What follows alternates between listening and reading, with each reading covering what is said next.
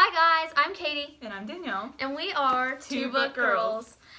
Sorry about us being kind of inactive on posting videos recently. We've been super busy with school and some stuff. And I just got a job, so I've also been working a lot.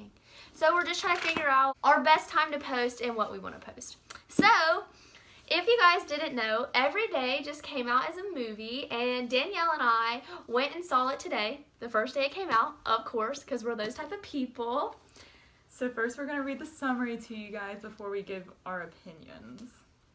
So, I wake up. Immediately I had to figure out who I am. It's not just the body, opening my eyes and discovering whether the skin on my arm is light or dark, whether my hair is long or short, whether I'm fat or thin, boy or girl, scarred or smooth.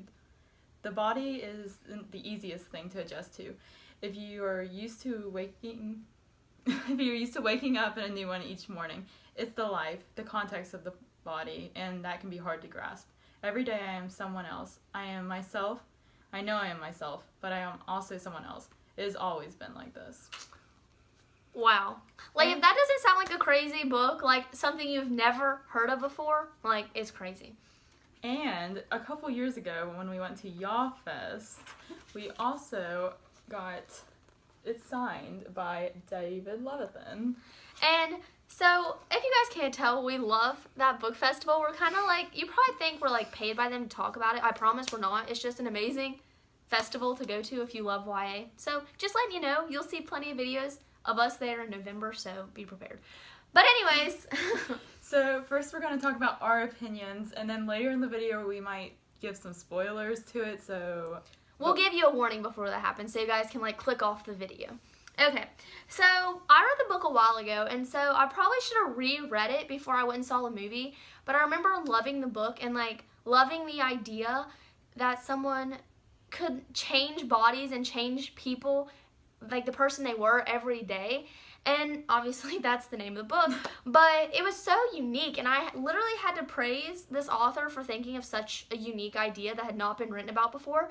And so I really liked the book, and that's why I was so excited to see the movie. And I think they made the movie really well. I'm not sure how I feel about some of the characters that some of the actors that they cast to play certain people, just because I did not like Debbie Ryan at all. She played Jolene, which is Rhiannon's sister, right? I didn't like that. Like, it just seemed like she wasn't necessary, and she just kind of played it like... I feel like they just put her in there just to have Debbie Ryan. Yeah, I know, just because like they remember us seeing her in like Sweet Life of Zack and Cody. They're like, oh, that'll make all the kids come out and see it. Like, you're right, but she's not needed. Mm-hmm. And like, no offense to Debbie Ryan, like, if you're watching, we love you, but no, you weren't needed in the movie. But otherwise, like, it was really good, and I feel like it may have been confusing to some people that hadn't read the book, but they ended up explaining it really well. So, I read the book this week, and I just finished it yesterday, so it's still pretty fresh in my mind. And I did not, like, it was okay, but I did not... She's lying. She didn't like it. I did not like the movie that much. The only part... Oh, both. I like the movie better than the book, but... My favorite part of the movie was Alexander. I fell in love with Alexander during the movie. So, we're kind of like on two opposite sides of the spectrums. Like, I really liked it, and I love the idea of the book, but she kind of thought it was weird that the person could just take over the person's body and just kind of ruin their life in one day. Which I get, but I thought it was interesting and something good to write about. And so now we might say some spoilers, so if you don't want to know what happened, you may want to click off the video.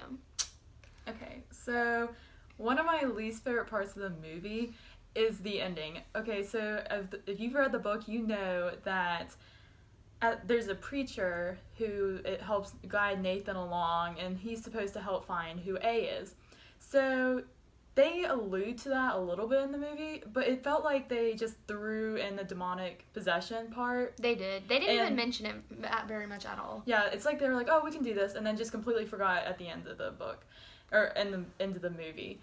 And another problem I had is one of A's parts in the book was he would not stay in someone's body for more than one day because he felt like that was robbing them of their life. But in the movie, they were like, okay, yeah, sure.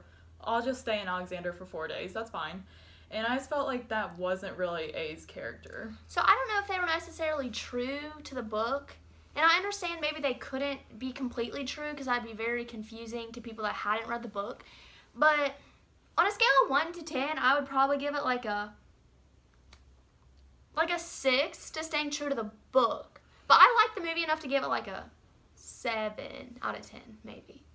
That's fair. That's fair. I feel like if you hadn't read the book, the movie would be really good. But I just felt like, I don't know. Like, if you're looking for a movie that stays true to the book, don't expect that. Like, don't go into the theater thinking, oh my gosh, they're going to read lines, like, straight out of the book. You know, they're going to say the exact same thing. Like, they're going to look exactly how they look because it's not going to happen. So, like, if you're looking for that, don't go because you're just going to be disappointed. Yeah. So, don't get your hopes up. And I didn't like Rhiannon even in the book. So that could be another thing because I just find that she's whiny and she doesn't really have any redeeming characteristics. So that could be... So we're sounding like we're trashing it, but we're really not. Like, I promise I actually liked it, and if you guys want to go, like, and spend $9 and go with your friend that maybe's read the book or something, like, it's worth it. It's a good movie, but don't get your hopes up, is all we're saying.